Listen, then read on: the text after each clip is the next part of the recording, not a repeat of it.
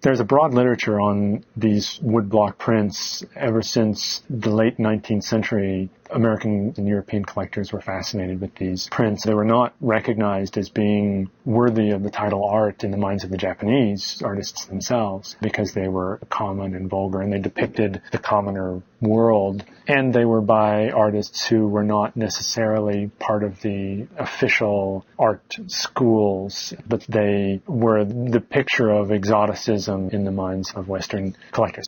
During the Tokugawa period, there were a number of texts, one in particular called The Greater Learning for Women, which depict a very rigid ideal for female behavior about submissiveness to husbands, modesty, loyalty, diligence, and other kinds of characteristically female virtues. When Westerners first began going to Japan in earnest in the late 19th century, this was a document that they were very interested in.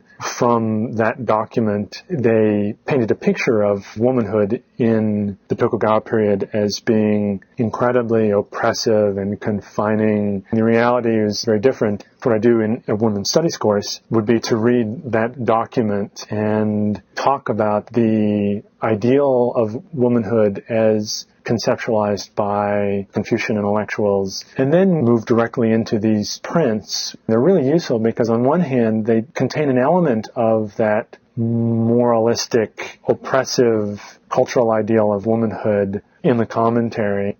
On the other hand, they seem to convey a very different message. The fact that these prints are directed at an urban mass audience suggests that the audience themselves knew of women who behaved like this. So it provides an ideal teaching moment to talk about how historical documents need to be read carefully and in a nuanced fashion. The existence of such a document does not necessarily mean that that's how women actually behave. A document like The Greater Learning for Women, which details what women should not do in minute fashion, is evidence of the fact that there were lots of women who were doing those things. After reading documents like that, then we can come to these images which capture the complexity of the situation and reveal that deviant women can be celebrated and at least be seen as objects of desire.